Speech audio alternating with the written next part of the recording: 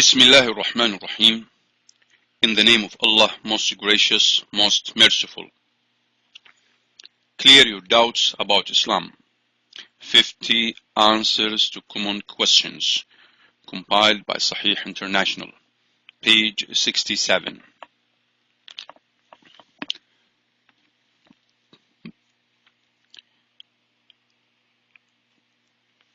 Question number 41. Are men and women considered equal? When replying to this question, we must first define what is meant by equal and identify the aspect which worries us in terms of gender equality. Islam regards women as spiritual and intellectual equals of men. For a Muslim, the important issue is who can become closest to God and earn the greatest reward. The Quran answers, whoever does deeds of righteousness, whether male or female, while being a believer, those will enter paradise, and not the least injustice will be done to them.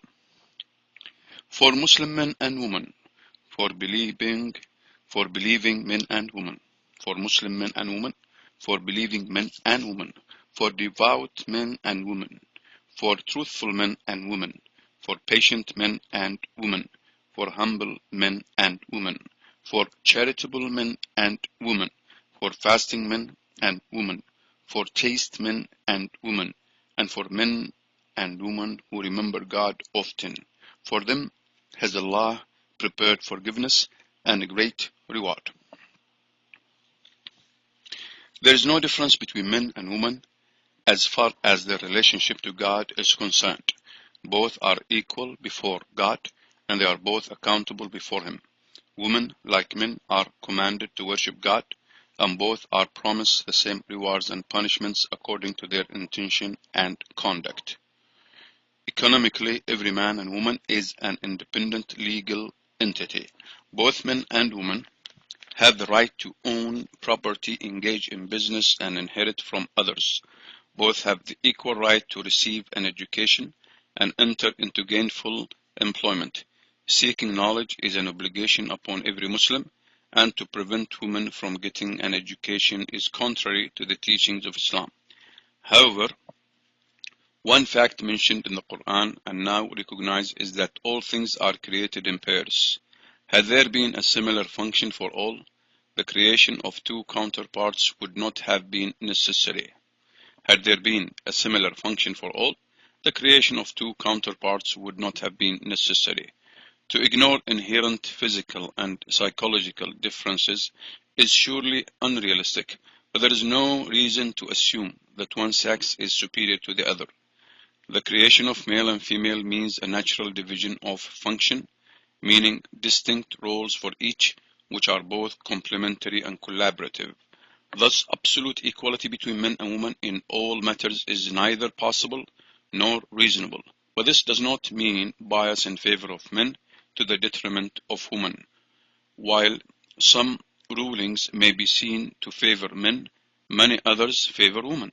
However, most Islamic rulings apply to men and women equally, and both are bound by their obligations towards one another. The main distinction between the two sexes is in the physical realm based on the equitable principle of fair division of labor. Islam allots the more strenuous work to the man and makes him responsible for the maintenance of the family. It allots the work of managing the home and the upbringing and training of children to the woman, work which has the greatest importance in the task of building a healthy and prosperous society. It is also true that sound administration within any organization requires a unified policy under a just executive. For this reason, Islam expects the husband as head of the household to consult with his family and then have the final say in decisions concerning it. This degree of authority is in no way means that the Creator prefers men over women, but is simply the logical way of apportioning responsibilities in a household. Men and women are two equally important component parts of humanity, and the rights and responsibilities of both sexes in Islam are equitable and balanced in their totality. Although Their obligations might differ in certain areas of life in accordance with basic physical and psychological differences. Each one is equally accountable for his or her particular responsibilities. Footnote: God is neither male nor female. Gender is an attribute of creation, but not the creator. The use of the pronoun he for God here is a linguistic one, used in the Quran and accepted by Muslims as such. Question number 42. Why does Islam keep women behind the veil? The Islamic veil or hijab refers to the loose-fitting, opaque outer garments. The Islamic veil or hijab refers to the loose-fitting, opaque outer garments with which a Muslim woman covers her head and body. Footnote: while basically the same as the clothing depicted in traditional Christian representations of the Virgin Mary, this type of dress is currently singled out as a sign of Islamic extremism. Muslim women cover themselves with such garments before all men apart from their closest relatives. They do not do so to please their fathers, brothers, or husbands, but only because God has ordained it. In reality, Islam did not introduce modest dress, but merely endorsed it as part of God's religion. Yet, dress is only one aspect of a total concept. Hijab is not merely a concealing garment, but includes proper behavior, manners, speech, and appearance in public. In order to accept any law or instruction, a person needs either to be convinced of the benefit behind it, or to trust in the wisdom of the one who prescribed it. Muslims believe that the wisdom of God is absolute and perfect, and that He knows the nature and best interests of His creations, mankind included, better than they do themselves. Thus, a believer willingly obeys God's directives as much as he or she is able. To some, the matter of women's dress might seem trivial. Islam, however, assigns to it moral, social, and legal dimensions. When women observe the proper Islamic dress, they protect their own honor and reputation and contribute greatly towards peace and order in society. Modesty is a virtue. Modesty is a virtue which Islam demands of both men and women, not only for the protection of women, but to maintain the spiritual uprightness of men. In view of the sexual anarchy that prevails in many parts of the world, the need for modest dress and behavior in both men and women is obvious. However, on account of differences between males and females in nature and temperament, a greater amount of privacy is required for women than for men, and this relates, among other things, to their manner of dress. Islam has no fixed standard. Islam has no fixed standard as to the style of dress or type of clothing that must be worn. However, it must be wide and thick enough as not to reveal the contours of the figure. Muslim women are responsible for making their homes attractive and comfortable, and Islam encourages a woman to beautify herself for her husband and immediate family members rather than publicly exhibiting her physical charms and worldly possessions. Muslim women who cover themselves do not find it impractical or interfering with their activities in the various fields of life. It is often forgotten that the modern Western style of dress is a recent phenomenon. Looking at the clothing of women as recently as 70 years ago, we see that it is similar to the dress prescribed by Islam. Those hard-working, active Western women were not at all inhibited by their long full dresses and head coverings. The covering of women's bodies is not a logical basis. The covering of women's bodies is not a logical basis on which to claim that women are subservient to men. The covering of women's bodies is not a logical basis on which to claim that women are subservient to men. It would be far more appropriate to charge a society with exploitation of females when it tolerates pornography rather than when it encourages modesty. It is ironic that uncontested freedom is granted to those who choose to publicly expose much of their bodies, while severe censure is launched against women who consider that modest covering is a religious obligation that cannot be disregarded. Islam teaches that women are to be evaluated for their intelligence, opinions, skills, deeds, and inner qualities rather than physical appearance. A Muslim woman who covers her body is making a statement about herself and her identity. She has dignity, respectability, self-esteem, and is proud of her Islam. Whoever sees her will know that she is not available to men or interested in advances, that she has an upright moral character, and that she will not permit sexuality to enter into any of her necessary interactions with the opposite sex. Women often see their Islamic dress as empowering because they are taken seriously and respected rather than being viewed as sex objects. They are judged only by their character and conduct. 43. Why is a Muslim man allowed to have more than one wife? Although it is found in many religious and cultural traditions, polygamy is most often identified with Islam in the minds of Westerners. However, one does not find any limit to the number of wives in the Talmud, Bible, Hindu scriptures, or others. Therefore, polygamy is not something exclusive to Islam. There was no restriction on Hindu men regarding the number of wives until 1954, when Indian civil law made it illegal for a non-Muslim to have more than one wife. It continued among the Jewish Sephardic communities until as late as 1950, when an act of the Chief Rabbinate, the Act of the Chief Rabbinate of Israel, declared it unlawful to marry more than one wife. And Christian men were originally permitted to take as many wives as they wished, since the Bible placed no limit on the number. It was only in recent centuries that the Church limited the number of wives to one. Unrestricted polygamy has been practiced in most human societies throughout the world until fairly recently. In a word, which allowed men an unlimited number of wives, it was Islam which limited the number to 4. Before the Quran was revealed, there was no upper limit, and many men had scores of wives, some into the hundreds. Islam placed the limit as 4 and gave a man permission to marry 2, 3, or 4 on the condition that he must deal with all of them benevolently and fairly, as indicated in the Quran. But if you fear that you will not be just, then marry only one. The Quran is the only religious book that says marry only one. The idea that it is compulsory for a Muslim man to have more than one wife is a misconception. Polygamy falls into the category of things that are permissible but not obligatory. Taking an additional wife is neither encouraged nor prohibited. Islam allows a man to marry up to 4 wives, provided he can support them all adequately and treat each one fairly. Just and fair treatment involves what is within the husband's ability, such as the time spent with each, expenditures, gifts, etc. If he knows or even fears that he will be unable to do so, it is not permissible for him to marry more than one wife. This Quranic directive strengthens the position of the family and of the women, for it provides legal security for many women who would otherwise remain unmarried.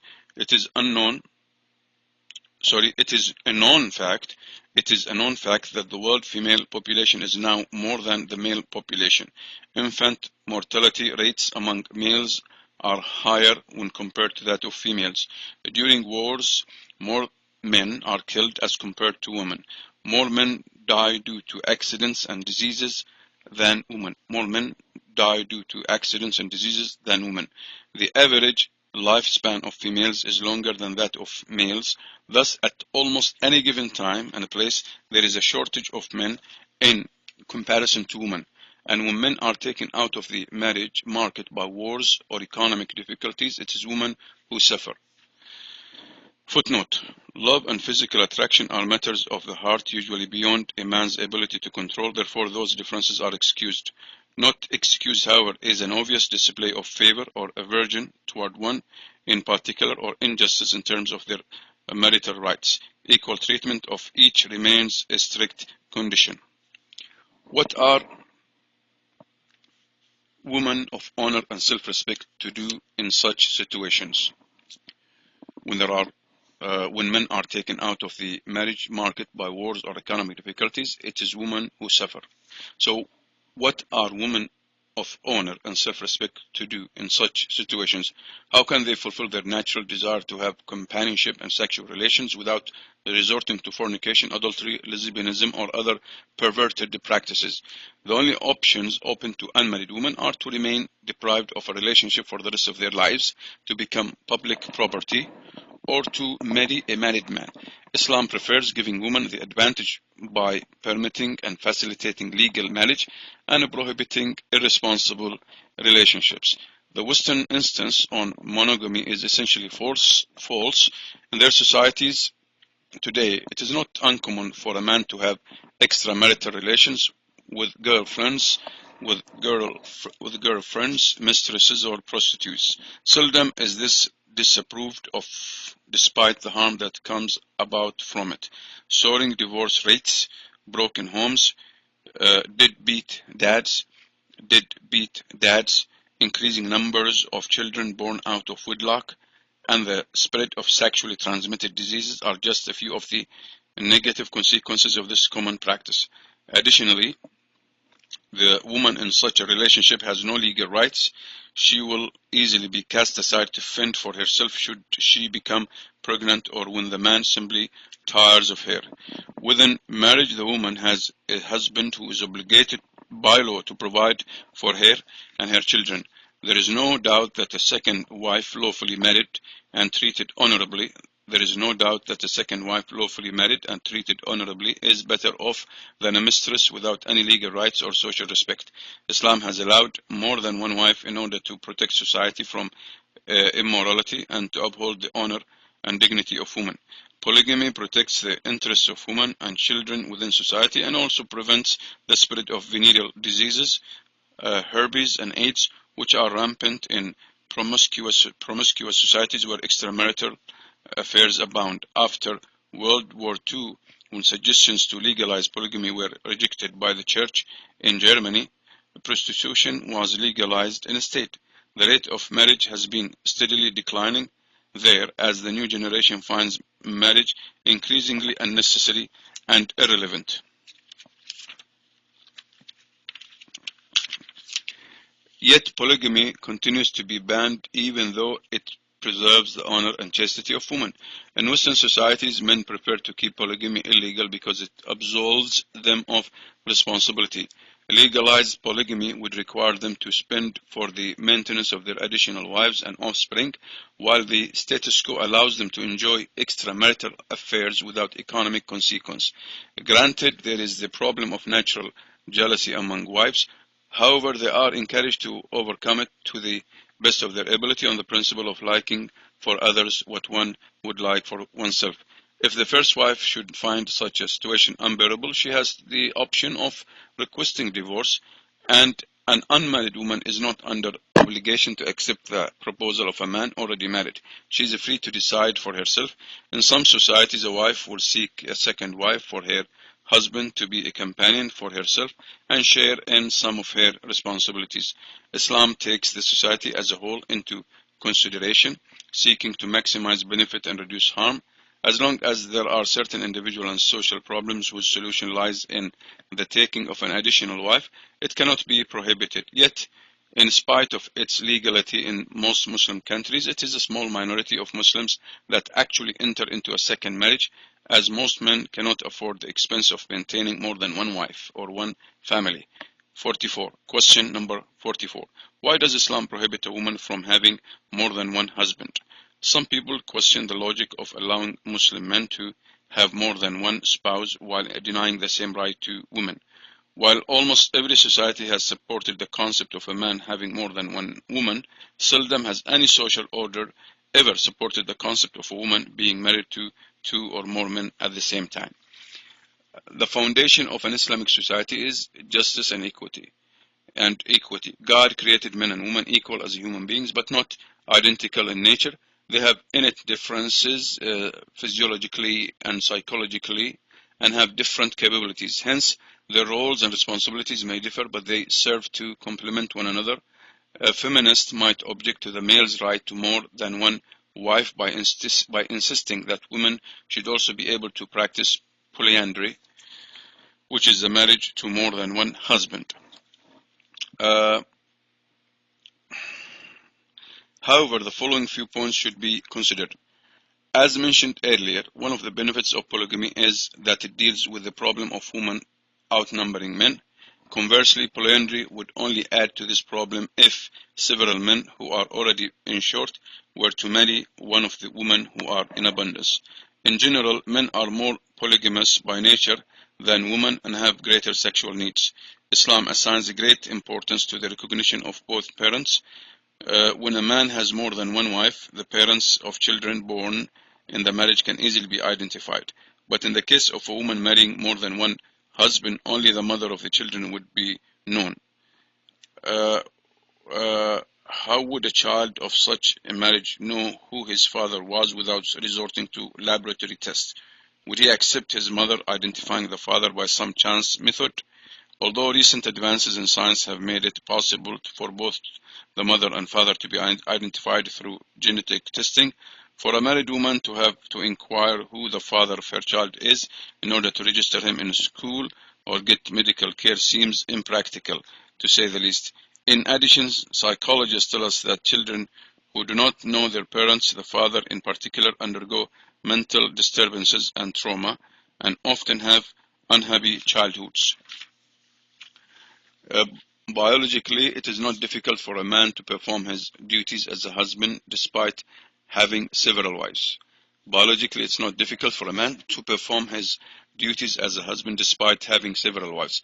But a woman having several husbands would find it very difficult, if not impossible, to perform all her duties as a wife to each one of them.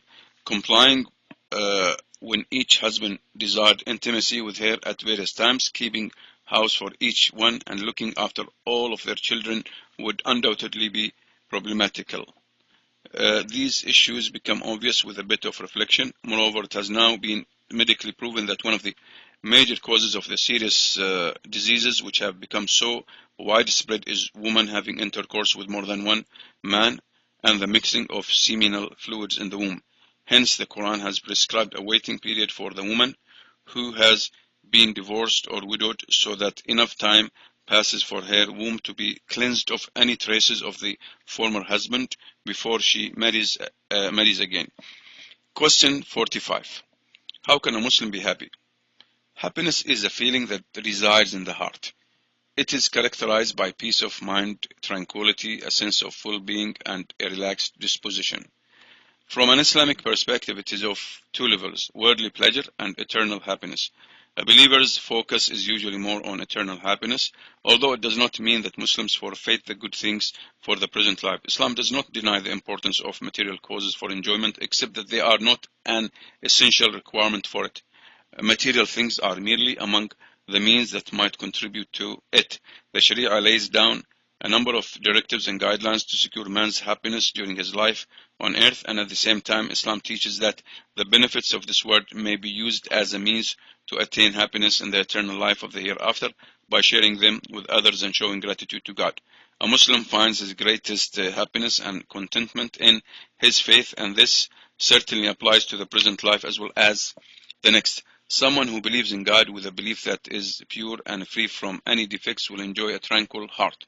Someone who believes in God with a belief that is pure and free from any defects will enjoy a tranquil heart, a peaceful soul, and will be pleased with whatever God has provided for him. Submission to the will of God, which is the meaning of Islam, gives the believer the peace of mind needed in order to be industrious and persevering, aware that his life has meaning and a definite purpose. He is motivated to expend effort in order to realize it. His enhanced perception of the moments, hours, and days of his life leaves no place for boredom or depression. Faith also protects a Muslim against the causes of unhappiness. A believer is mentally prepared to accept patiently whatever God should decree for him. He knows that he will be tried and tested throughout his life, and additionally that those trials are opportunities for him to put his faith into practice and earn rewards not proportionate to, but many times greater than his suffering. Such tests help him to develop inner strength through patience and determination, trusting in God, seeking his assistance and fearing him alone. The life of this world fluctuates between periods of ease and difficulty, just as an individual does from health to illness or from wealth to need, and vice versa. Additionally, man is a social being who needs to interact with others of his own kind. Because individuals differ in their physical and mental qualities, it is unavoidable that there will be some displeasing occurrences among them, causing sorrow and distress. If people cannot deal with problems in an even-handed and principled manner, their dealings with others can become a great source of misery. For this reason, Islam emphasizes the development of strong moral character and endeavors to develop in its followers a balanced and harmonious emotional makeup, and eliminate such negative manners as anger, pride, conceit, stinginess, envy, and malice, which lead to anxiety and emotional instability. A person's satisfaction with another depends largely on the esteem he holds for him.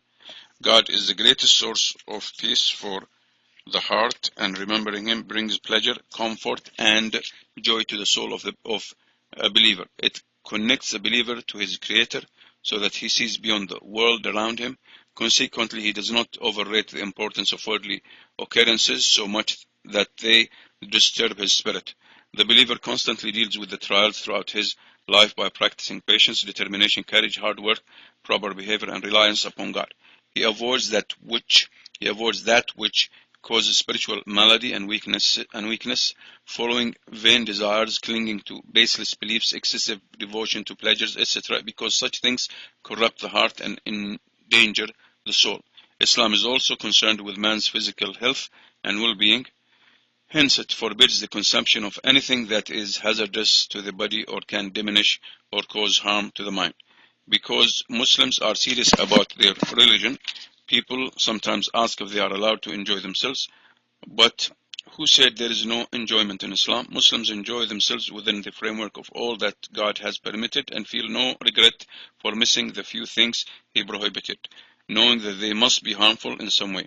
There is no true enjoyment in doing something God has prohibited either, because sin is always followed by a sense of discomfort. A Muslim is content with the countless blessings, apparent and unapparent, that his Creator has bestowed upon him, and deeply appreciates that he has been guided to the best life in both worlds. This is the true happiness of which millions of people are deprived. Anyone who would like to know more about happiness should read some accounts by people who have entered Islam, consider the great changes that occurred in their lives, and the contentment they enjoy now. It is enjoyment that everyone should seek. Warfare and terrorism. Question 46. Why are so many Muslims fundamentalists and extremists? Why are so many Muslim fundamentalists and extremists? This question is often thrown at Muslims directly or indirectly during discussions of religion or world affairs due to the fact that false stereotypes and misinformation about Islam and Muslims are disseminated in the media. Islamic extremism is being repeated incessantly by journalists, writers, and politicians in an attempt to define things from their own particular perspective. The word extremist implies that someone stands far away from the accepted central norm, meaning that he is immoderate, a label that obviously gives expression to negative feelings. Extremism is something blameworthy in Islam, as it means deviation from the moderation of Islamic teachings or from the correct method of applying them. Although the extremist might present his arguments from an Islamic point of view or be motivated by religious feelings, it remains an unacceptable position according to the Quran and guidance of Prophet Muhammad. Consequently, it has been condemned by all reliable Muslim scholars. Extremism is bred by oppression. The most fertile environment for its proliferation is one where people are persecuted, repressed, and denied their natural human rights, making them fearful, angry, and emotionally unstable. In spite of this, Muslims are prohibited from allowing emotion to govern their behavior or acting on their own understanding of religious texts. Rather, they are under strict obligation to take their guidance from qualified scholars regarding the interpretation of those texts and their application to critical contemporary situations. A great deal of attention has been given in Western media recently to the threat of Islamic fundamentalism. The term fundamentalist reflects an intent to stigmatize those Muslims who adhere to the basic fundamental principles of Islam and pattern their lives accordingly. While a practicing Jew is called Orthodox, uh, and a practicing Christian, Hindu, or Buddhist devout, a practicing Muslim is often referred to as a fundamentalist. So what exactly is a fundamentalist? It is someone who strictly adheres to the fundamental beliefs of his religion or his profession. For example, to be a good doctor, one must know and practice the fundamentals of medicine. To be a good mathematician, one must know and practice the fundamentals of mathematics. Similarly, to be a good Muslim, one must know and practice the fundamentals of Islam. The fundamentals of Islam include all noble qualities such as honesty, sincerity, chastity, generosity, and compassion, and they include the moderation which God has enjoyed. A true Muslim is pleased to be a fundamentalist because he knows that the fundamentals of Islam are beneficial to the human race as a whole. If one analyzes the teachings of Islam with an open mind, he cannot escape the fact that they are full of benefits both for individuals and their societies. Question number 47. Doesn't Islam promote terrorism, making it a threat to the world? Terrorism is when innocent people are specifically targeted to instill fear in a population. It is categorically prohibited in Islam. The present era of our history has been blemished by indiscriminate violence in almost every society. The loss of innocent life has become extremely commonplace. Unfortunately, due to the actions of some ignorant Muslims as well as biased reporting in the media, the religion of Islam has come to be associated with terrorism. However, the appropriate question to be asked is, do Islamic teachings promote terrorism? As a matter of fact, Islam and terrorism are precise opposites. The very name Islam denotes peace and submission. The fundamentals of Islam direct its followers to maintain and promote peace throughout the world.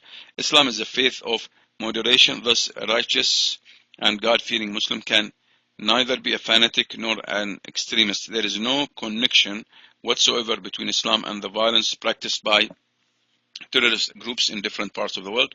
In no way does it condone hijackings, hostage taking, and the torture and killing of innocent people in order to achieve particular goals. The Islamic basis for the national and international relations is peace rather than war.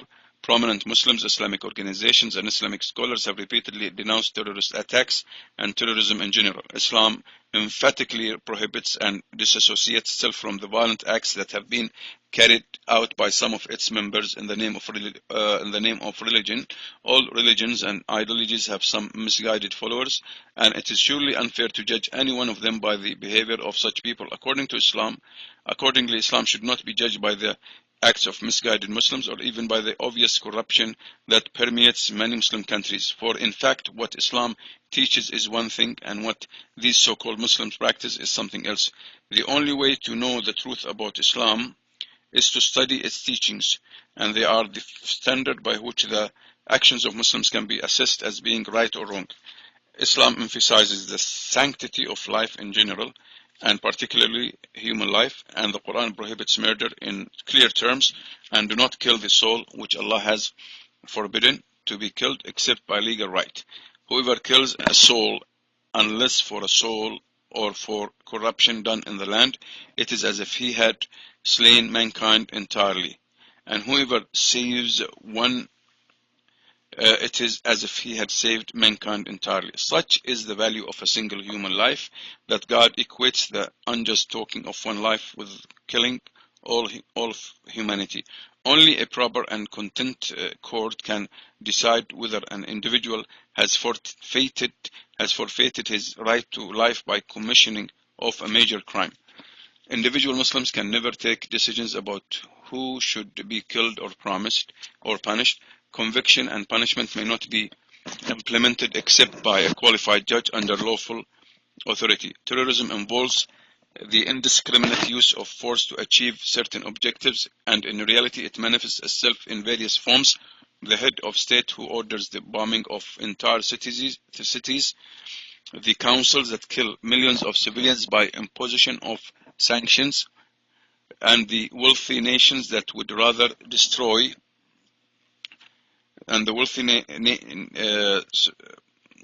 nations that would rather destroy their surplus food than make it available to those afflicted by famine, are rarely punished for crimes against humanity.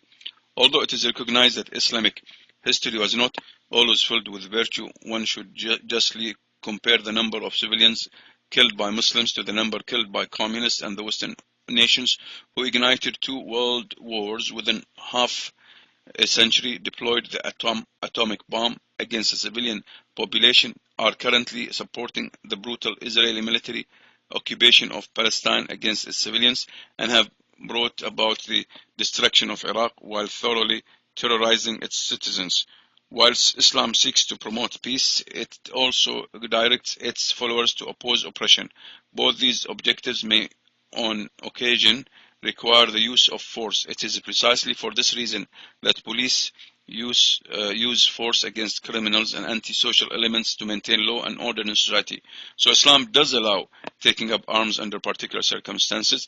Any civilization that did not could never survive. However, it prohibits the slightest injustice even toward those who oppose the religion.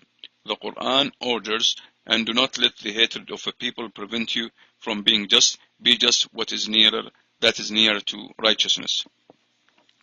Enmity toward any people or nation should not provoke Muslims to commit aggression against them or disregard their rights. As for the spread of Islam, this is supposed to take place peacefully by disseminating the message through the written and spoken word.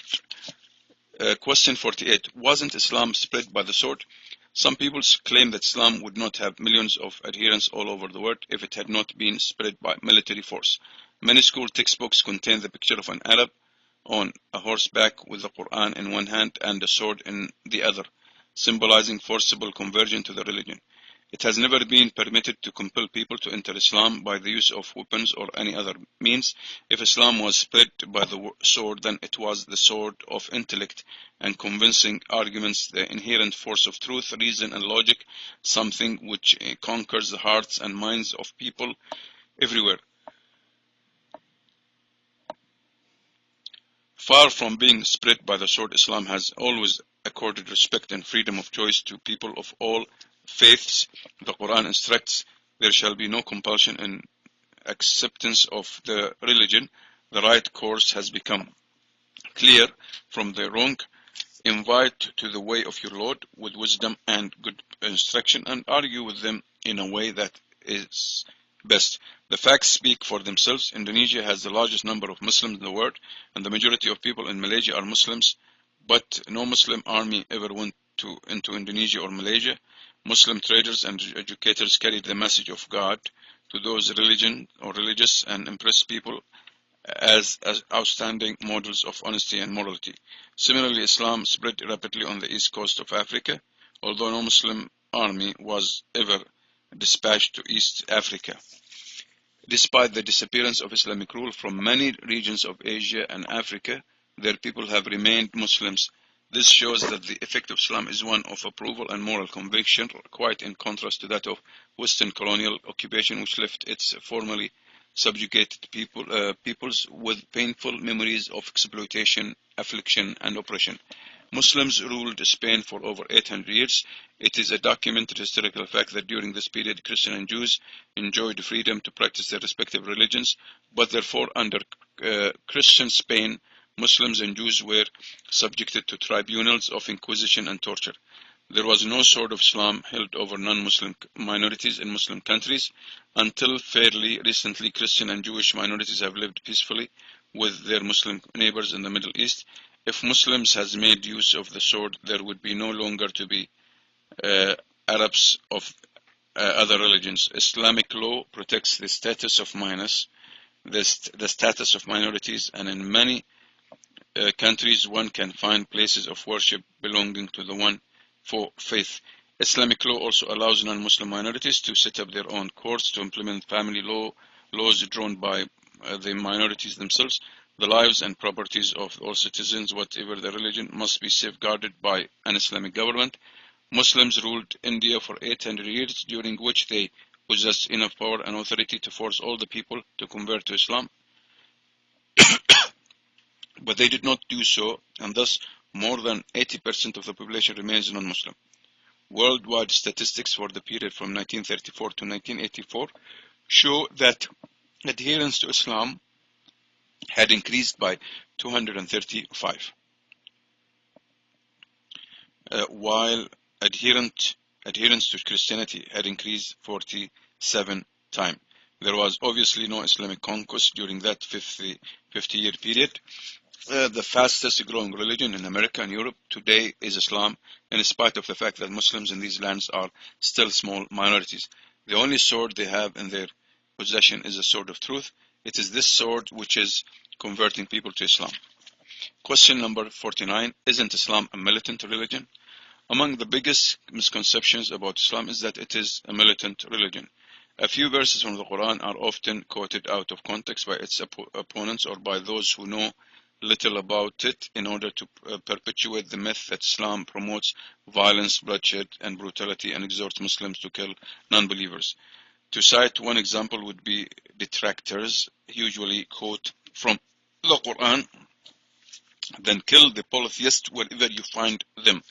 But in order to understand these words, it is necessary to put them back into their proper context. After several military campaigns in which the pagans of Mecca attempted to annihilate the Muslims, a peace agreement was drawn up between the two sides. The pagans soon violated this treaty, so the Muslim army was instructed to resume combat against those who were fighting them. In light of the historical context of these words, an unbiased person would certainly agree that they cannot be used as proof that Islam promotes violence or orders the killing of anyone outside its fold. The people being referred to in this verse are the pagan Arabs who had been waging war against the Prophet and who had broken their covenant and treaties with him. The verse is not speaking about their pagan Arabs who did not break their treaties and take up arms against Muslims. And most definitely it is not speaking about the Jews, Christians, or the pagans outside of Arabia. The verse that follows, which is conveniently ignored by the adversaries, completes the picture. If anyone of the polytheists asks you for asylum, then grant him asylum so that he may hear the words of Allah, i.e. the Quran. Then deliver him to his place of safety, that is because they are a people who do not know. What army general today would direct his soldiers to spare an enemy during a battle and then escort him to a place of safety? But this is what God has instructed in the Quran. Islam keeps warfare at a level of mercy and respect for the enemy unlike that of any other system. It orders that armies deal with the enemy justly even on the battlefield and has drawn a clear line of distinction between combatants and non-combatants in enemy territory. Prophet Muhammad instructed his armies, do not kill any old person, child or woman, and do not kill monks in monasteries, for those enemies active in combat and those taken as prisoners of war. The list of rights is lengthy. There should be no torture, no killing of the wounded and defenseless, and no mutilation of enemy corpses. Had the purpose of battle been to force unbelievers to accept Islam, the Prophet would never have commanded the Muslims to refrain from hostilities once the enemy had relented, and would not have prohibited the killing of priests and monks. Moreover, Islam permits war only in specific and critical circumstances as a last resort when all other attempts at obtaining peace and justice have failed. This is indeed the logical option for any nation. Western countries themselves defend the necessity of war to implement or maintain peace and do not regard it as a dangerous evil. Muhammad was a prophet of mercy, but he was compelled to turn to battle when certain powers refused mercy and morality and sought to deprive others of them. Sometimes he had to fight for the mere survival of his mission, but the total number of days the Prophet was required to spend in defensive warfare comes to less than a year, and his most famous battles did not last for more than one day. Once security was ensured, he immediately reverted to peace and diplomacy. The Quran clearly says, fight in the cause of Allah those who fight you, but do not commit aggression. Indeed, Allah does not like aggressor. And if they incline to peace, then incline to it also and rely upon Allah. Indeed, He is the hearing, the all-knowing. Weapons can only be drawn against those who continue to persecute and oppress others and prevent them from following their own consciences in matters of belief, even when they are compelled to fight and consequently conquer the land. Their duty thereafter is to establish God's law and uphold justice for all people, Muslim and non-Muslim. It is not their right to coerce their subjects into accepting Islam. Non-Muslims are allowed to remain on their own faith and to practice it, although they are also expected to respect Islamic laws and not provoke unrest and disorder. Question number 50. What is the meaning of jihad? Jihad is a term often misunderstood and associated with violent radical militants. This Arabic word is frequently mistranslated as holy war, although there is no such thing in Islam. Holy war is something undertaken to forcibly subject others to certain religious duties or doctrines. As we have seen, this is expressly forbidden in Islam. The Arabic word jihad actually means a struggle or striving, and applies to any great effort on the personal as well as the social level. It is striving to do good and remove injustice and evil from oneself and from society. This exertion of effort can be spiritual, social, economic, or political. For example, one of the highest levels of jihad is to stand before a tyrant and speak a word of truth. Restraining the self from wrongdoing is also a form of jihad. It is a broad Islamic concept that includes opposing evil inclinations within the self, opposing injustice by peaceful means, the exertion of effort to improve the quality of life in society, as well as striving by military forces on a battlefield in defense of the community or of peoples oppressed. Jihad is not synonymous with war, as that is only one possible aspect of the term, and it certainly does not include terrorism.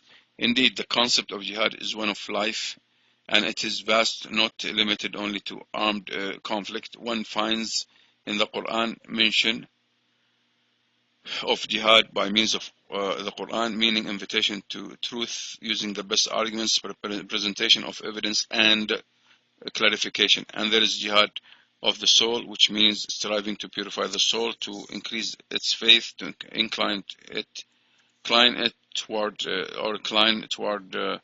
good and keep it. Then there is, this is an Egyptian guy.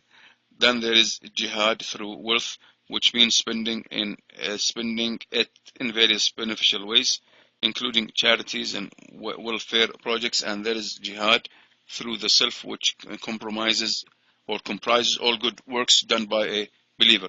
It includes the protection of societies from oppression, foreign domination, and dictatorships that usurp rights, and freedom that abolish just and moral rule that prevent people from hearing the truth or following it, and that practice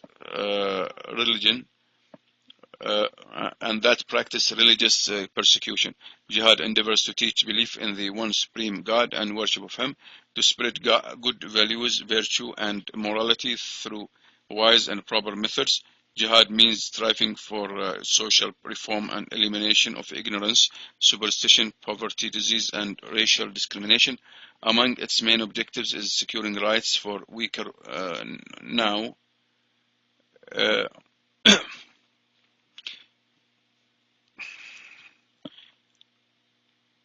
Jihad means striving for social reform and elimination of ignorance, superstition, poverty, disease, and racial discrimination. Among its main objectives is securing rights for weaker members of society against the impositions of the powerful and influential. Armed jihad is not an option for Muslim individuals or groups. It can only be declared by the Muslim head of state and religious leadership. Moreover, it must never be fought for worldly gain, conquest, or revenge. Muslims may only engage in battle to protect people's lives, properties, and freedom. Islam and war. We can consider this as question number 51. Although jihad is a wider concept than war, it is also clear that Islam acknowledges armed struggle when there is no other option for the treatment of such problems as oppression and aggression and the defense of legitimate freedoms and rights. Its purpose is not to convert people to their religion, nor is it to colonize or acquire land and wealth. When Islam permits military engagement, it is as an illegal part of a complete system of values. It is as an illegal part of a complete system of values inherent in the religion behind which any equitable person can perceive reason and logic. War becomes jihad only when it is waged for the acceptance of God and according to the laws of God. Even self-defense will not be considered jihad if Muslims are striking back in revenge. While Islam encourages oppressed people to strive for liberation and orders Muslims to help those who are oppressed, under no circumstances does it allow indiscriminate killing and terrorizing destruction of homes, animals, and crops, or the torture of prisoners. Jihad has conditions of restraint and that distinguish it from any other kind of warfare. They can be summarized as follows. Muslims may not begin hostilities. They must strive for peace as much as possible. All treaties and agreements must be observed as long as the enemy continues to observe them. Muslims must fight only those who fight against them. Non-combatants are not to be harmed. Weapons of mass destruction must never be used, and collective punishment is strictly prohibited. Muslims might fight only those who fight against them. Non-combatants are not to be harmed. Hostilities should be ended as soon as the other party is inclined to peace. Throughout their history, Muslims have entered battles and armed conflicts under these terms. If the situation is different today, it is only because these Islamic principles are not being observed. When all peaceful means such as dialogue, negotiations, and agreements have failed, and an Islamic government chooses the option of war, it must be confined to the divinely ordained system that is precise, just, teaches proper ethics in the situation of war, and provides opportunity for peace. The conditions that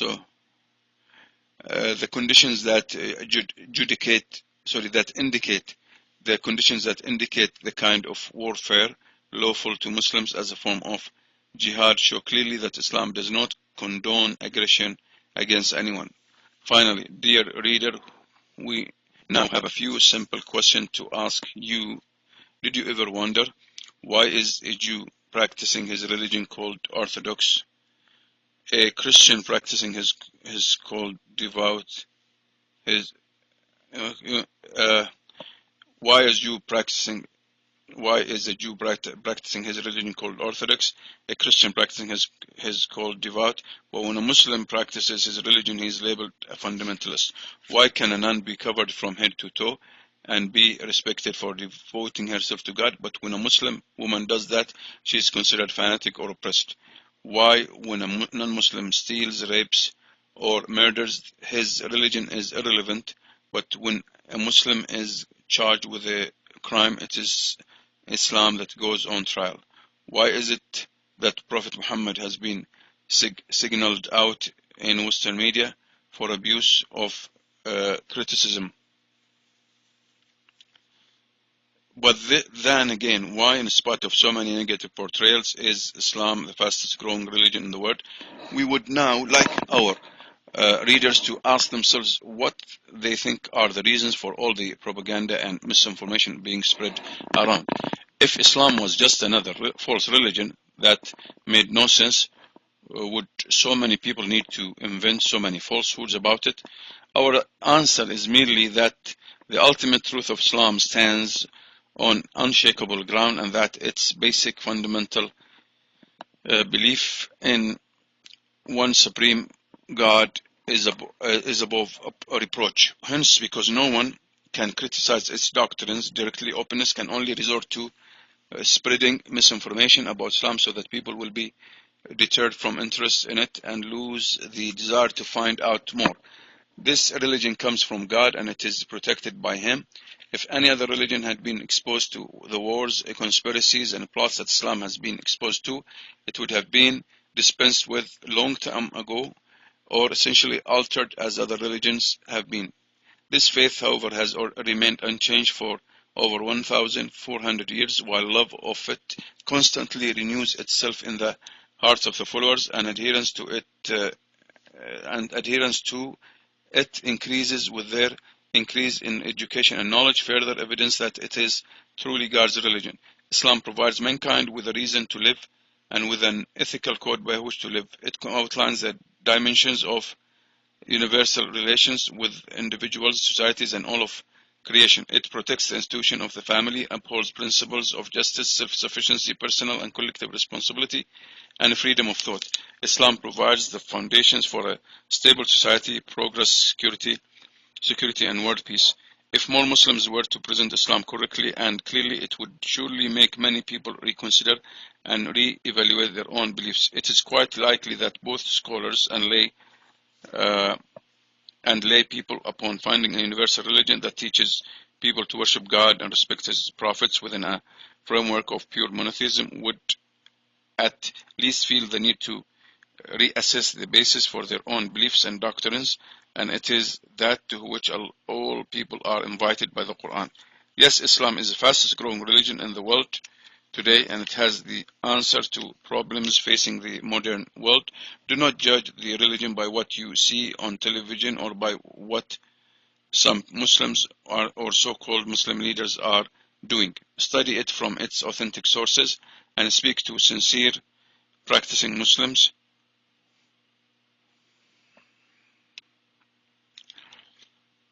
Study it from its authentic sources and speak to sincere practicing Muslims.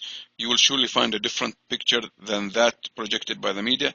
You may even find that Islam is what you have been looking for all your life. May God guide you to the truth and guide all of us with you. Alhamdulillah.